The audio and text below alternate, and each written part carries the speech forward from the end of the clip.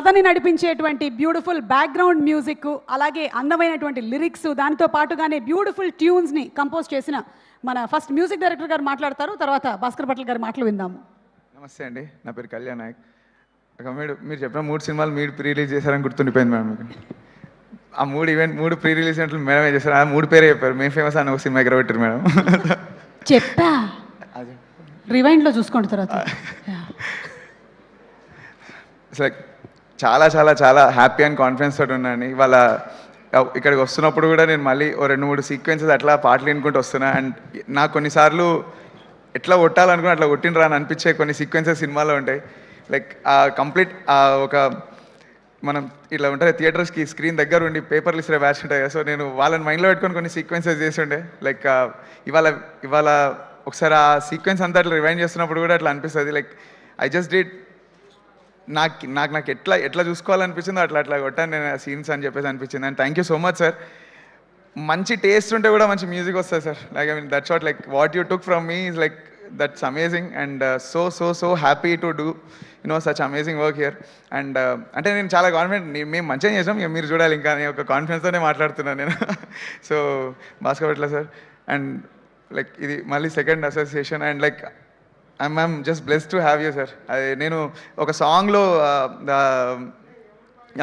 ఏంటిది పై వాళ్ళందరూ అంటుంటే తోకను ఉప్పగా నేను కాదు డాల్మేషన్ అని ఒక లైన్ ఉంటుంది సార్.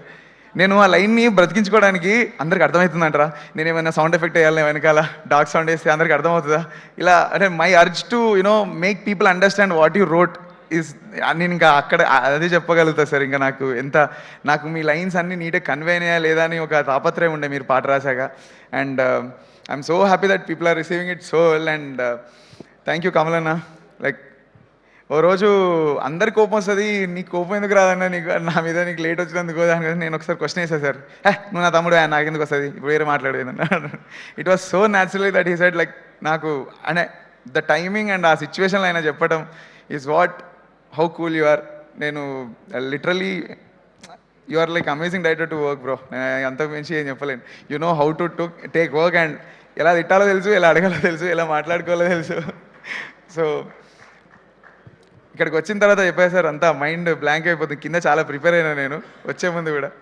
ఇందాక నీ పేరు చెప్పడం మర్చిపోయానంటే చెప్పలేని విషయం కూడా గుర్తు రావట్లేదు బ్రో నాకు అనుకుంటున్నాను. ఆ సిచ్యువేషన్లో ఉన్నాం. జ్వాలా సార్. అండ్ సార్ నేను మీ సీక్వెన్సెస్ ఒక్కొక్కటి ఇట్లా ఎంత ఎంజాయ్ చేశానో ఐ థింక్ మీరే వచ్చి చెప్తారు సార్ నాతో థియేటర్లో. ఇంకా మీరు మూవీ చూసిన రోజు కంప్లీట్గా లైక్ ఇంత ఎంజాయ్ చేశారా సీక్వెన్సెస్ అన్నట్టుంటాయి. And amazing sir, thank you so much. మీ యాక్టింగ్ అడిగింది సార్ నేను చాలా. So and to my singers and musicians who all worked, పేరు తీసుకుందాం అనుకుంటున్నా, డెఫినెట్గా మర్చిపోతా అని ఎవరు తీసుకోవట్లేదు. సో థ్యాంక్ యూ అండి, థ్యాంక్ యూ సో మచ్.